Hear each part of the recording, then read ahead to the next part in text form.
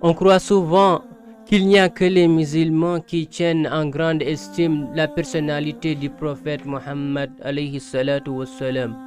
Pourtant, il n'en est rien, car de tout temps, de grands intellectuels et penseurs occidentaux ou orientaux, des hommes politiques, des écrivains, bref, des hommes célèbres à travers l'histoire, ont eu aussi une grande admiration pour lui.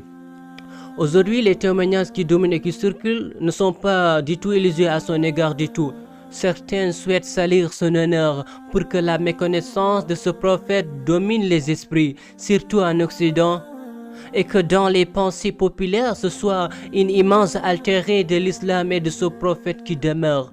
Aujourd'hui, dans un monde où tout s'inverse, on ne considère plus les choses à leur juste valeur.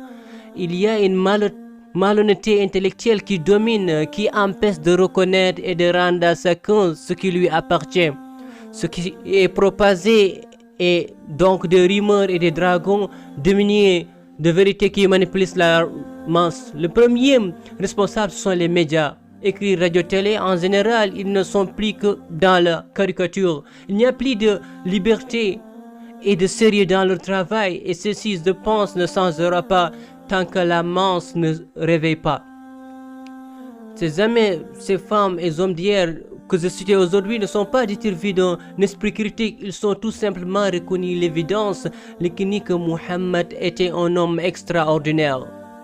Et on ne peut que s'étonner qu'un seul homme, dans ce tour de main, a pu souder des tribus ennemies et des bédouins nomades et en faire la plus puissante et la plus civilisée des nations de son époque. Et ce, en 23 ans. Nul autre être humain n'a accompli autant dans des domaines aussi variés et dans un temps aussi limité que le prophète Muhammad alayhi salatu wassalam. Aucune personnalité de l'histoire ne peut le surpasser ou l'égaler dans n'importe quel domaine de la vie. Ce monde a eu son lot de son grande personnalité, mais il ne fait des ennemis que dans un ou bien deux, alors que lui a tout changé, a tout réformé de fond en comble. Voilà pourquoi Michael Hart, dans son classement des 100 personnalités les plus influentes de l'histoire, dans lequel il a placé Einstein en 10e, Christophe Colomb en 9e, Bouddha en 4e, Jésus en 3e, Newton en 2e, a placé Muhammad en 1er. Il a expliqué cela en disant: certains lecteurs seront peut-être étonnés de me voir placer Muhammad en tête des personnes